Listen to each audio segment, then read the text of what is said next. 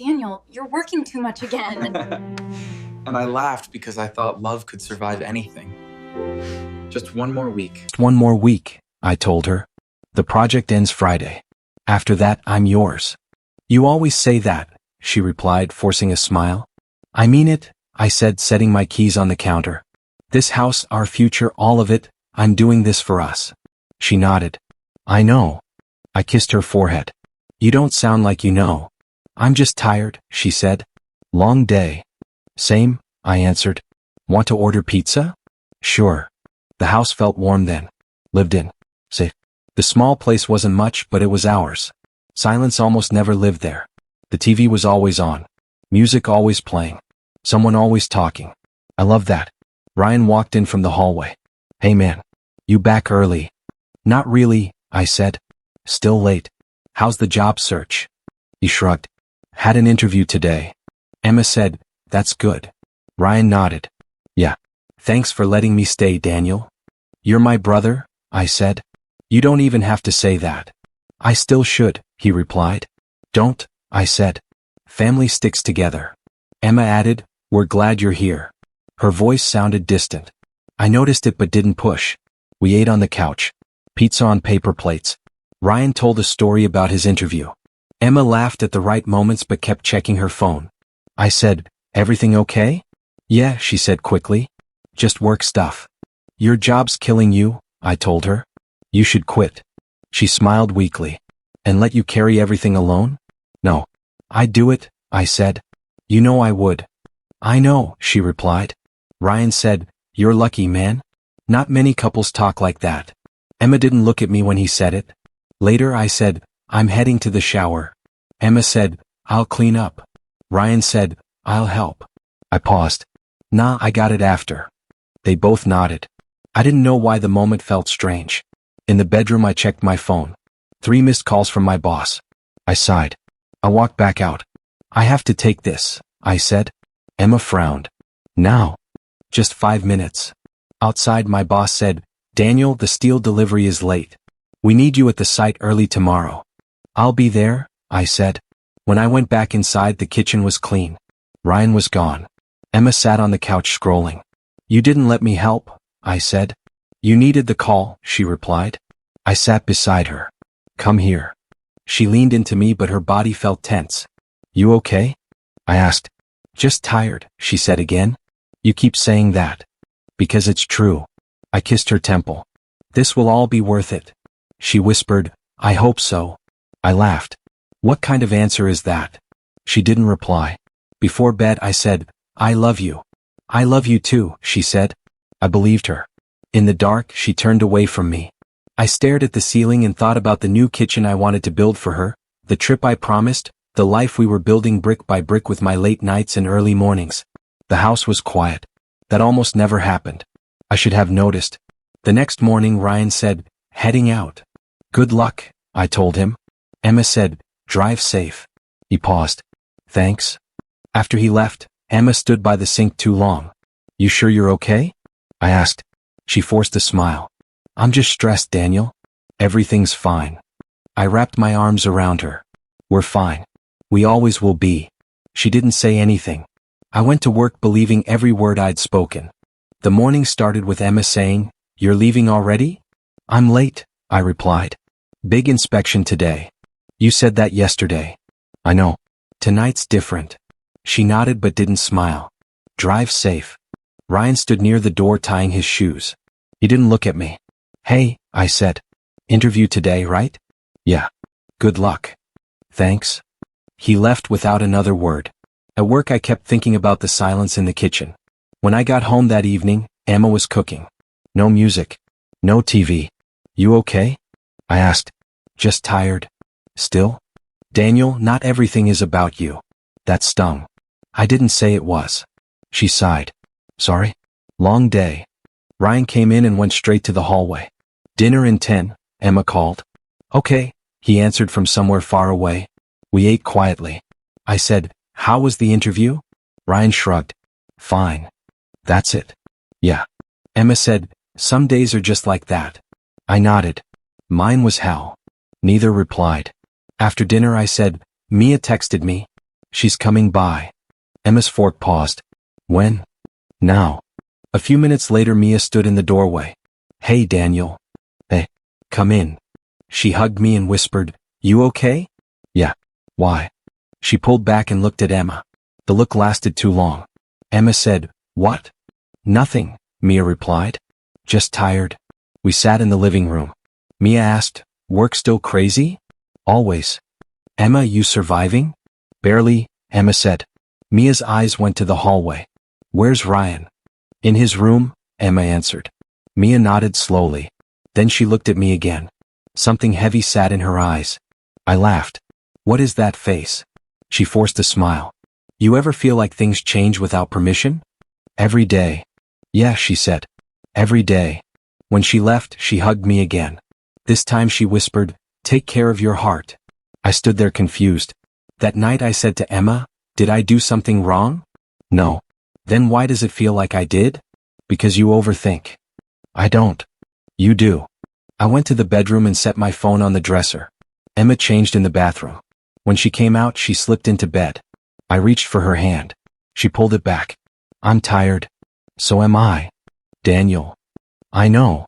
The next morning I rushed out early. When I came back that night, Ryan was already home.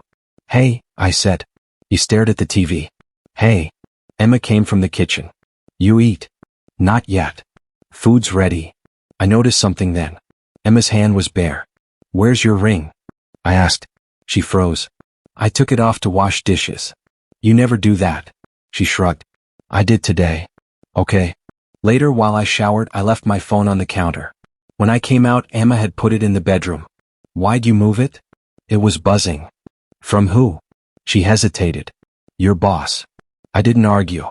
That night Ryan avoided the living room. Emma stayed in the kitchen too long. The house felt empty even though we were all inside it. I sat on the couch and said, This place feels different. Emma replied, You're imagining things. I'm not. Ryan walked past without speaking. I whispered, What's going on? Emma said, Nothing. I believed her because I loved her, and love makes the world simple even when it shouldn't be. Before sleep I stared at her empty finger again and thought about the promise we made. I decided tomorrow I would fix everything because that was my job. I just didn't know what needed fixing yet.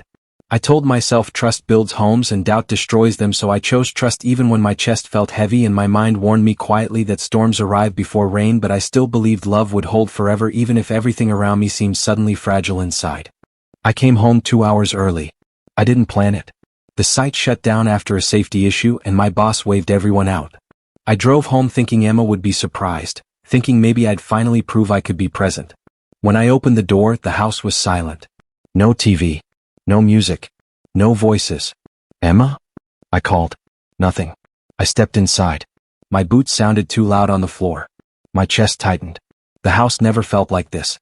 I set my keys down slowly and listened. Then I heard it. Laughter. Not from the living room. Not from the kitchen. Upstairs. Emma's laugh. And Ryan's. My stomach dropped. I climbed the steps, each one heavier than the last. The hallway light was on. The bedroom door was closed. Their voices were right behind it. Ryan said something I couldn't hear clearly. Emma laughed again, softer this time. I opened the door. They weren't touching. They weren't close. They were sitting on the bed, too far apart, too stiff, too guilty. Emma looked up first. Her face went white. Daniel? Ryan stood fast. I can explain. I couldn't breathe. Explain what? Emma's hands started shaking. It's not. What? I asked. Not what? Ryan stared at the floor.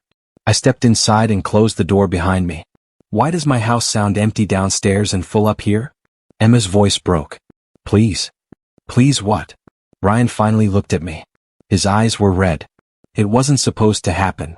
My heart stopped. What wasn't? Emma slid off the bed. Daniel, I didn't plan this. Plan what? Ryan whispered, We didn't mean for you to find out like this. Find out what? The words echoed in my head. I laughed once, sharp and wrong. Find out what, Ryan? Emma grabbed my arm. Stop. I pulled away. No. Answer me. Ryan's mouth opened, then closed.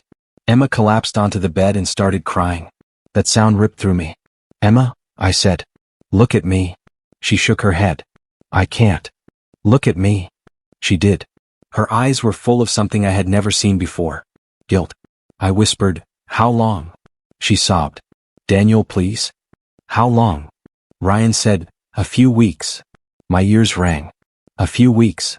I repeated. Emma said, "It just happened." I stared at them both. While I worked late.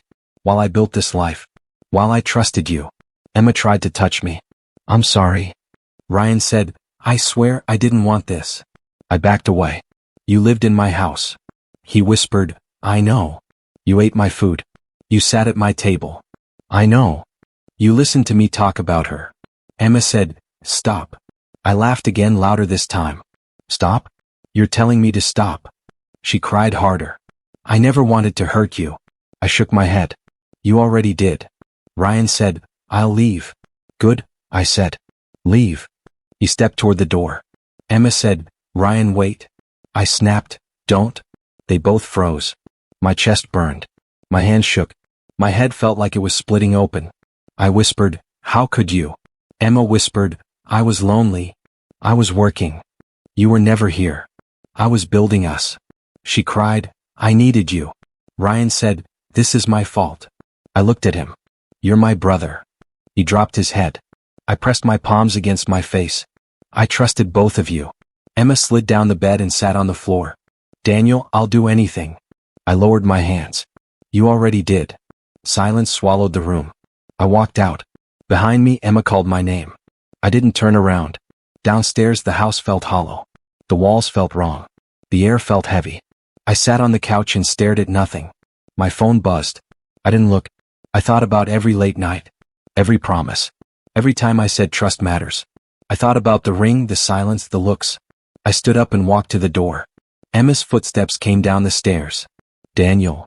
I opened the door. She said, "Please?" I stepped outside and closed it. The night swallowed me whole. I slept in my truck that night. The seat was too small. The air was cold. My phone kept lighting up. "Emma, please come back." "Emma." "Daniel, answer me." "Emma, I'm scared." I didn't answer. The sun came up while I was still staring at the windshield. My head felt full of glass. My chest felt hollow. I hadn't slept. I hadn't moved. A knock hit the window. "Daniel?" I looked up. Caleb stood there holding coffee. "Man, you look like hell," he said. I opened the door. "What are you doing here?" "You didn't show up," he said. "Boss sent me. Thought I'd find you at home." I laughed once. "Home's not an option." He studied me. "What happened?" I got out of the truck. "Let's drive." We drove without talking for a while. Then he said, "Talk." "My wife slept with my brother." The car went quiet. Caleb whispered, "What?" "I caught them," I said. "Not in the act, but close enough to destroy me." "Jesus, Daniel." I stared at the road. Everything I built was a lie. He pulled into a parking lot. "Tell me everything." So I did. I told him about the silence. The ring. The laughter upstairs. The way Emma couldn't look at me. The way Ryan couldn't speak. The words "a few weeks" burned through my skull. Caleb didn't interrupt. When I finished, he said, "I'm going to say something ugly." "Say it." "You can't go back." "I know." "Good." I didn't feel good. My phone buzzed again. "Emma, I haven't eaten. Please come home." "Ryan, no messages." I turned the phone face down. Caleb said, "You need food." "I'm not hungry." "You're shaking." "I don't care." "You will." I didn't. I didn't eat that day. I didn't sleep that night. I sat in my truck and watched people live normal lives. I watched couples laugh. I watched families walk together. I watched a woman kiss a man in the parking lot, and I felt something inside me collapse. My phone rang. "Daniel," my mom said. "Why aren't you answering?" I closed my eyes. "I can't." "Where are you?" "I'm fine." "Your brother hasn't been home," she said. Emma called crying. I swallowed. "I'm busy." "Busy with what?" "Surviving." She went quiet. "What happened?" "I love you, Mom." "Daniel." I hung up. That night Emma sent 20 messages. "Please, I'll fix this. I can't breathe without you. You're my husband. Don't do this to me." I read them all. I didn't reply. The next morning I went to work. I stared at blueprints and didn't see anything. Caleb kept checking on me. "You eat?" he asked. "No." "Sleep?" "No." "Drink water?" "No." "Daniel, you're going to collapse." Maybe that's the point. At lunch he shoved a sandwich at me. I took one bite. My stomach twisted. I threw it away. Ryan texted once. I'm sorry. I didn't answer. Emma sent another. I'm at the house. Please come talk. I turned my phone off. My dad called from the side office phone. Son, come home. I can't. You're scaring your mother. I'm already scared. Tell me what's going on. I don't have words. That night I stayed in my truck again. Rain hit the roof. My hands wouldn't stop shaking. My heart felt like it was tearing itself apart. I whispered, how did this become my life? No one answered. The world kept moving while I stayed broken in the dark, surrounded by messages I couldn't reply to, calls I couldn't return, people I loved who had shattered me completely. I met Noah on a Thursday I almost canceled. He opened the door and said, Daniel? Yeah. I'm Noah. Come in. I sat on the edge of the chair like I might run. Noah said, you look exhausted. I don't sleep. Why not? My wife betrayed me with my brother. Noah didn't flinch. How does that make you feel? I laughed. How do you think? Say it. Angry. Sick. Empty. Stupid. Small. Violent. Violent how? In my head. Tell me. I imagine destroying them. I imagine breaking things. I imagine never waking up. Noah nodded. That's normal after trauma. Normal feels broken. Broken can be rebuilt. I stared at him. I don't want to be rebuilt. I want the old life. No, he said gently. You want the feeling the old life gave you. I said nothing. Noah leaned forward. Daniel, what do you want to do with this pain? I don't know. He waited. I said, part of me wants revenge. Define revenge. I want them to feel what I feel. Would that heal you? I don't know. What else? I want to forgive them. Why? So the pain stops. And the third option? I swallowed. I want to disappear. Noah nodded. Those are all common choices. But only one creates a future. I whispered, which one? The one where you survive this and rise above it. How? By choosing yourself. I laughed again. That sounds like a poster. It's a decision, he said. Revenge keeps you tied to them. Forgiveness without healing lies to you. Disappearing kills you. Growth frees you. I stared at the floor. I don't feel free. You're not yet. I don't know how to start. Noah said, say this, I didn't deserve what happened. I hesitated. I didn't deserve what happened. Again. I didn't deserve what happened. Good. Now say, I will survive this. I will survive this. Say it like you believe it. I will survive this. Now say, I will become stronger than this. My throat tightened. I will become stronger than this. Noah smiled. That's the choice. I leaned back. What if I fail? You will fall, he said. Then you will stand up again. I thought about Emma crying on the bedroom floor. Ryan's face. My parents' calls. My truck. The rain. The empty nights. I whispered, I don't want to die like this. Then don't, Noah said. What do I do tonight? Eat. What if I can't? Drink something. What about the messages? Don't answer today. What about tomorrow? Tomorrow you answer only what helps your healing. What about them? They are no longer the center of your story. I stared at him. That hurts. Yes, he said. And it's also the beginning. When I left the office the sun felt different. Not warmer. Just real. My phone buzzed. Emma, I'm sorry. I'll do anything. Ryan, I hate myself for this. Mom, please come home. I typed one message and erased it. Then another. Then I turned the phone off. That night I went home to the truck. I ate half a sandwich. It tasted like nothing but I kept chewing. I whispered, I will survive this. The words didn't fix me but they held me together. I lay back and closed my eyes. For the first time since the night everything broke, I slept for more than an hour. When I woke up, my chest still hurt but my mind was clearer. I wasn't choosing revenge. I wasn't choosing forgiveness yet. I was choosing myself. I said it out loud, I will survive and I will rise. The night didn't answer but it didn't swallow me either. I went back to the house at sunrise. Emma was already awake. Daniel, she said, rushing from the kitchen. Please talk to me. I'm here to get my things. Your things? Her voice cracked. This is your home. Not anymore. She grabbed my arm. You can't just leave. I can. After everything? I looked at her. Because of everything. Ryan stood in the hallway. He didn't speak. Emma said, "We can fix this." "No," I replied. "We broke it." She cried. "I made a mistake. I opened the closet. You made a choice." She followed me. "Daniel, listen." "I am listening. I just don't agree." I packed clothes into a duffel bag. Shirts, jeans, socks, the basics. Emma said, "Where will you go?" "Doesn't matter." She whispered, "I need you." I paused and looked at her. "I needed you too." Her face collapsed. I walked to the dresser and opened the top drawer. My father's old watch was still there. The one he gave me before he died. I wrapped it around my wrist. Emma said, "You're really doing this?" "Yes." She blocked the doorway. "Say something. Yell. Hate me. Do anything but leave." I stepped around her. "This is me doing something." She followed me to the front door. "You promised forever." "I promised loyalty." She reached for my hand.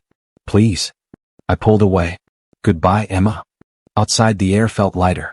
I moved into a cheap studio across town. The place smelled like paint and old carpet. I didn't care. That night my phone buzzed. "Emma, where are you?" "Emma, please answer." "Emma, I can't sleep." "Ryan, I'm leaving the house." "Mom, come home, Daniel." I turned the phone off. The next morning I went to the gym. A guy at the front desk said, "First time?" "Yeah." "Name?"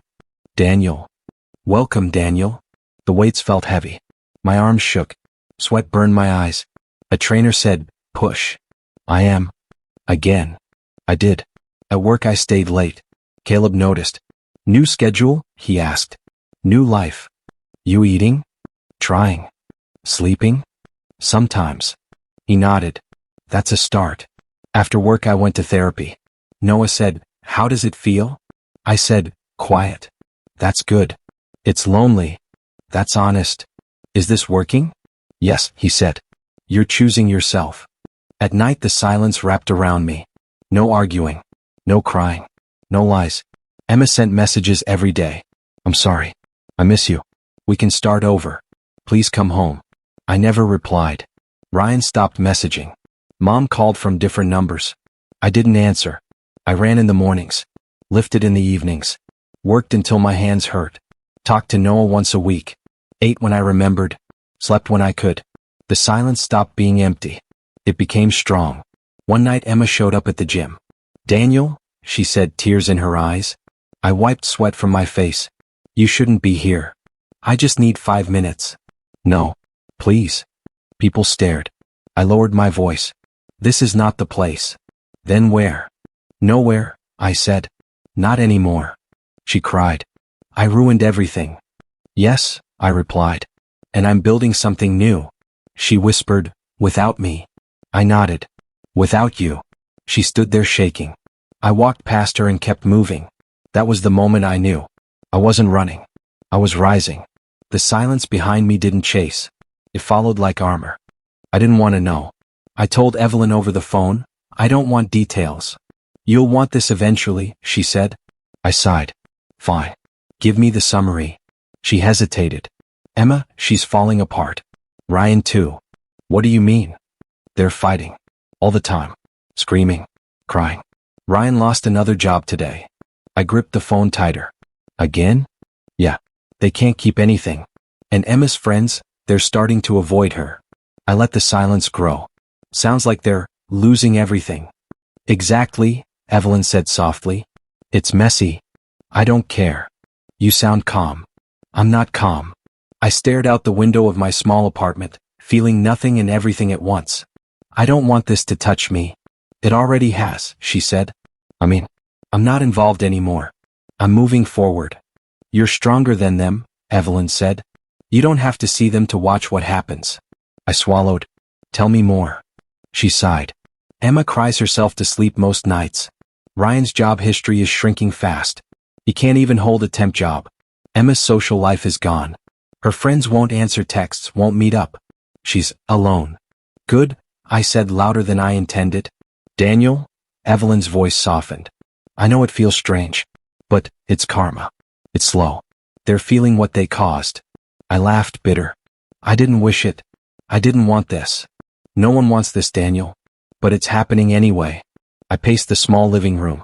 "How do they fight? Tell me." Mostly over money, trust, Ryan's irresponsibility. Emma yells, Ryan yells. Sometimes it's about the past. About you. About everything. I paused. Do they mention me? Sometimes. She cries about losing you. He complains about guilt. Mostly they just lash at each other. I see. Evelyn hesitated. It's almost poetic the way their world is unraveling. I shook my head. Poetic isn't the word I'd use. It's karmic. Things come back around. Slowly. I looked at my hands. I'm not going back. I'm not watching it as revenge. I notice it. Notice it. I nodded. Like noticing a storm. You see the clouds forming. You hear the first distant thunder. You know the rain is coming. But it's not on me anymore. I just watch from the shelter I built. That's healthy, Evelyn said. You're safe now. You're alive. You're rebuilding. I'm rebuilding, I muttered. Gym. Work. Therapy. Silence. Everything I do is mine. Nothing else. Evelyn laughed softly. And you're strong enough to let them face themselves. I'm not gloating, I said quickly. I'm observing. Detaching. Breathing. Letting life happen outside my control. That's how you rise, she said. I swallowed. I keep thinking about how different things could have been. But I don't dwell. I focus forward. You're right, Evelyn said. Forward is where you belong. I paused. Do they ever reach out? Emma texts sometimes, she said. Desperate, crying, asking for things. Ryan mostly avoids contact. You've made it clear. They have to face themselves. I smiled faintly. Good. Let them face it. I can tell you feel lighter hearing this. I do, I said. It's strange. Watching their world crack, and knowing mine is mine. Unbroken. Solid. Silent. Strong. Evelyn laughed softly. Exactly. I leaned back in my chair. It's karma. Quiet, patient, slow. And I don't have to touch it. I just notice it. Let them unravel. That's you, she said. Survivor Daniel. I smiled faintly. Survivor Daniel. We hung up. I set the phone down and stared out the window again. The city moved. Cars honked. People argued. Lovers laughed. Life went on. But I stayed silent. And for the first time in months I felt untouchable. Watching them unravel didn't hurt me. It didn't anger me. It didn't even surprise me. It just existed. And I existed too. Unbroken. Silent. Rising. I didn't want the divorce to feel like a battle. Sophia greeted me in her office with a warm smile. Daniel Carter? Yes, I said. I'm Sophia, she said, extending her hand. I'll guide you through this. I shook it. Firm. Solid. Thank you. You've been through a lot, she said. I can tell by your eyes. I've survived, I said. That counts for something. She nodded. It counts for a lot. I sat across from her, the papers spread on the table. Where do we start? Let's be honest, Sophia said. Emma Carter and Ryan Carter don't have much to offer. It's simple. We finalize the division fairly and move on. I nodded. I just want this done. No drama. She smiled. That's my specialty. The first meeting went smoothly. I listened. I signed documents. Sophia explained terms. Everything was straightforward. I felt calm. You're handling this well, Sophia said as we reviewed a section. Most people crumble. You don't. I've had practice, I said. Practice. Life gave me practice, I said quietly. She smiled knowingly. Good practice. I realized how different this felt. Calm. Solid. Unlike the chaos they were drowning in. When I left her office, the air felt different. Lighter. I didn't feel like a victim. I felt in control. The next week, Sophia and I finalized everything. No surprises. No disputes. Emma Carter was quiet. Ryan Carter avoided answering calls. I had the last word, but it didn't sting. It simply sealed the past. I respect you, Daniel, Sophia said at the end. You've built strength in the fire. Thank you, I said. That means a lot. You're ready for stability, she said. It's yours now. They'll watch from the outside, but you get to live. I left the office and walked through the city streets. Cars honked. People shouted. Life moved around me. But I moved differently now. Solid. Unshakable. That evening I stopped by the gym. Caleb saw me and grinned. Back to work? He asked. Yes, I said. And life feels easier. Yeah. I feel in control, I said. Stable. You earned it, he said. At home, I unpacked new furniture I had bought. Simple, clean, functional. Everything had its place. My father's watch still rested on my wrist. I touched it, saw it. A reminder. I didn't answer Emma Carter's messages. I didn't return Ryan Carter's texts. Silence became my ally. A week later, Evelyn called. "Daniel," she said. "Have you seen them?" "No," I said. "Don't care to." "Things aren't going well," she said. "Emma Carter's friends have abandoned her. Ryan Carter lost another job. They're unraveling." I exhaled slowly. "I see. Does it bother you?" "No," I said. "It doesn't touch me anymore." "That's new," Evelyn said. "It's freedom," I said. "My world is stable. Their world is collapsing." Sophia called a week later. "Daniel, paperwork done, divorce final. You're free." "Free," I repeated. It felt real this time. I wasn't rebuilding just to survive. I was rebuilding to thrive. The city outside moved as if nothing had happened. But I moved differently. Calm, precise, strong. I texted Caleb later. "Thanks for always being there." He replied instantly. "You got this, man." I smiled. Solid, safe, untouchable. Emma Carter called once, crying. I didn't answer. Ryan Carter left a voicemail apologizing. I didn't respond. Sophia's words echoed in my mind. "You've built strength in the fire." And she was right. My life became stable. Their life became unstable. And for the first time in months, I didn't just survive. I thrived. Silent, strong, rising. I was at the coffee shop sipping black coffee when I saw Emma. "Daniel," she called, voice shaking. I froze. She ran toward me, hair messy, eyes red. "Please," she said. "I need to talk." I set my cup down. "Not here, Emma." "No," she cried. "Not tomorrow. Not later. Now." People glanced our way. I kept my voice calm. "Emma, this isn't the place." "I don't care," she shouted.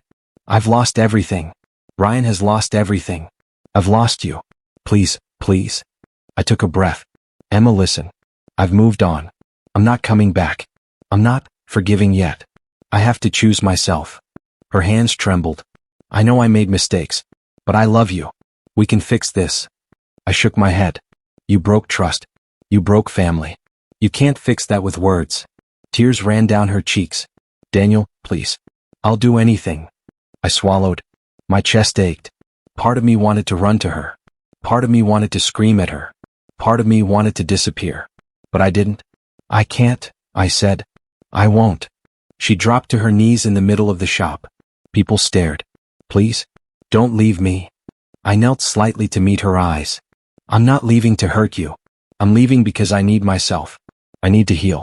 I need to rise." She sobbed. "You don't understand. Ryan can't live without me. I can't live without you." I looked away. "I understand more than you think. I understand that love isn't supposed to hurt this badly. I understand betrayal. I understand loss. And I understand that I won't go back." Her hands reached for mine. "Please. One chance. One day. I'll prove it." I pulled my hands back. No. The ache in my chest doubled. My heart felt like it was breaking. But my mind stayed firm. My life. My rules. My path. Emma's phone buzzed. She ignored it. I didn't notice who it was until later. The next day I came home to a letter on my doorstep. Ryan Carter's handwriting. "Daniel," it read. "I failed you. I failed Emma. I failed myself. I don't expect forgiveness. I just want you to know I'm sorry. I'll carry this guilt forever. I understand why you've left. You deserve better than we ever were." I folded it carefully. The paper trembled in my hand. My heart ached again. I whispered to myself, "I choose me." I didn't cry. Not out loud. Not for them. The next few days were silent. Emma sent texts. "Daniel, I'm sorry. I can't live without you. Please come back." I didn't answer. I saw Ryan a few times at the park. Avoiding eyes, avoiding words. I stayed seated on the bench, sipping water, letting him pass. One night, Evelyn called. "Are you okay?" "I am," I said. "You're not angry?" "I'm not angry," I said. "I'm free. That's more important than anger." "You're strong," she said. "I'm learning," I said. "Every day." Emma's text slowed. Her call stopped. Ryan's letters went unanswered. I spent the evenings at the gym. I lifted heavier weights. I ran farther. I focused on myself. One morning, Sophia called. Daniel, you've done everything correctly. You're steady. You're strong. Don't falter now. I won't, I said. I won't look back. Even when my heart ached for them, I didn't falter.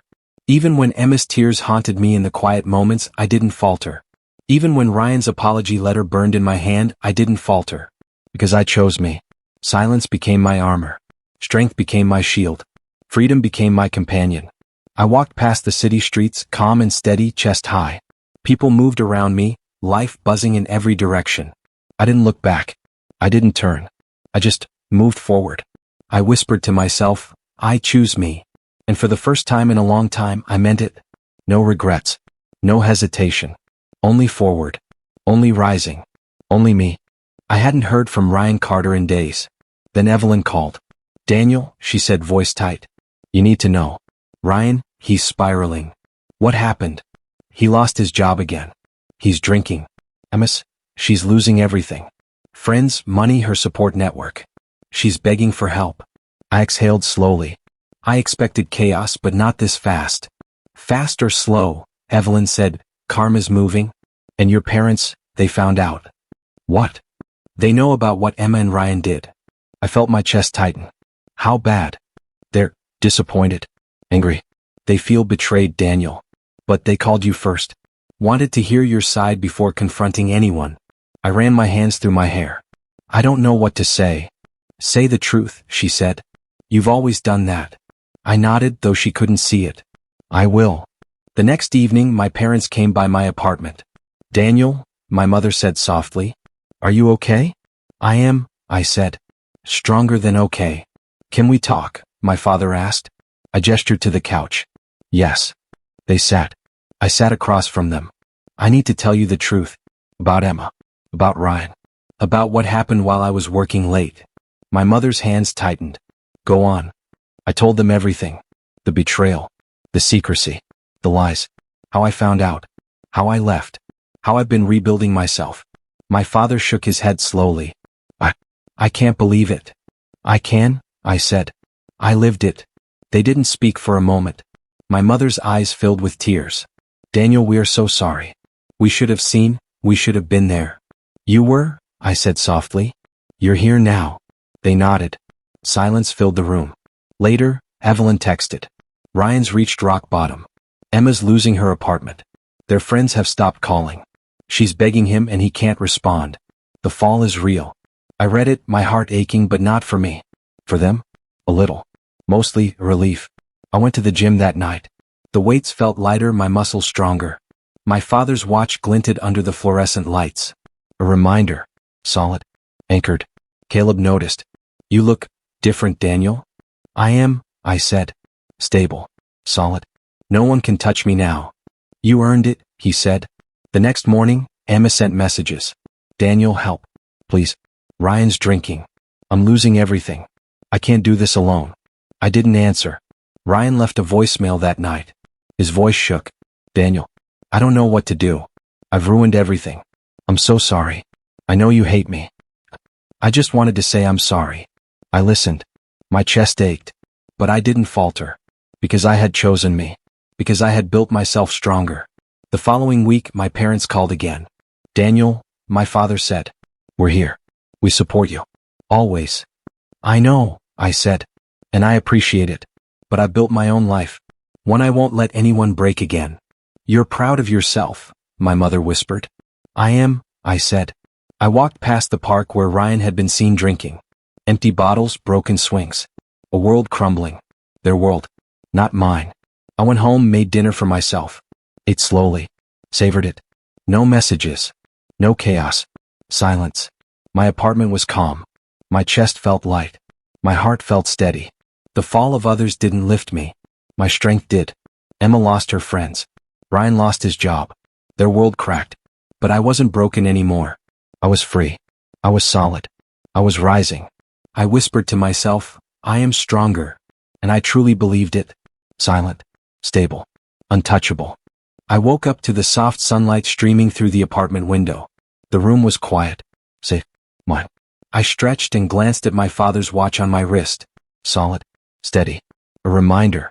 I whispered to myself, this is my life now. The silence that once broke me now felt like armor. I poured a cup of coffee and stepped onto the balcony. The city below hummed with life. Cars honked. People rushed. But I moved differently now. Come. Certain. Caleb called. Morning, Daniel. Gym later? Yes, I said. I want to push harder today. You always do, he said. What's different? I smiled faintly. Everything and nothing. I'm stronger. I'm at peace. You earned it, he said. I hung up and took a deep breath. The cool morning air filled my lungs. Freedom tasted real. I sat down at the small kitchen table and opened my laptop. Work had become a sanctuary. I focused on projects that mattered, ones that allowed me to grow, to create, to feel purpose again. A message popped up. Sophia. Daniel, coffee later? I have something to discuss about your new project. I typed back. Sure. Even these small connections felt meaningful. Real. Grounding. I thought about Emma Carter and Ryan Carter. Their chaos, their downfall, their regrets. I didn't feel joy at their pain. I felt clarity. Distance. They belonged to their story now. I belonged to mine. The phone buzzed again. Evelyn. How's the new life? I smiled. Peaceful. Strong. Finally.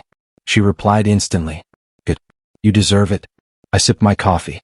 The warmth seeped into my chest. The calm was tangible. Solid. Anchored. Later Sophia arrived. She smiled as I opened the door. Daniel Carter. Looking well. Feeling well, I said.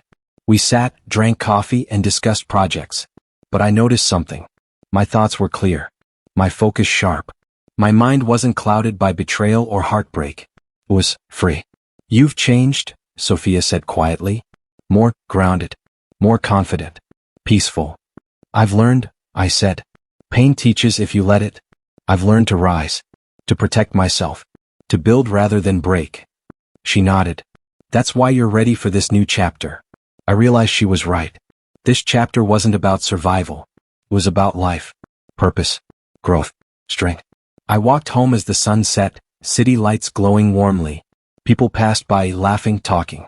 Life went on. And so would I. At the apartment, I unpacked new things I had ordered. Functional, beautiful, clean lines. My life reflected the man I had become. Solid. Anchored. Purposeful. I sat on the couch, my chest calm, my heart steady. The silence wrapped around me like a shield, protecting rather than suffocating. I whispered, the man I became, he's strong. He's free. He's me. I glanced at the empty chairs, the absence of chaos, the absence of betrayal. The emptiness didn't hurt anymore. It allowed space to grow, to breathe, to exist fully. I thought about forgiveness, about release, about moving forward without turning back. I had done all that. Every step had led me here. Even when my heart ached for them, for what was lost, I didn't falter. I didn't weaken. I didn't return. I closed my eyes and took a deep breath. I opened them again. The city lights reflected in my eyes. Clear. Focused. Ready. Caleb texted again. Dinner tonight? Yes, I replied. I'll cook. I realized it didn't matter what tomorrow brought. I had rebuilt. I had healed. I had risen. The silence was no longer empty. It was protection. Strength. Peace. I smiled faintly. Chest high. Heart steady. Mind clear. I had survived. I had forgiven. I had grown. I was no longer the man who broke. I was the man I became. Silent. Strong. Anchored. Untouchable. Rising. And finally, free.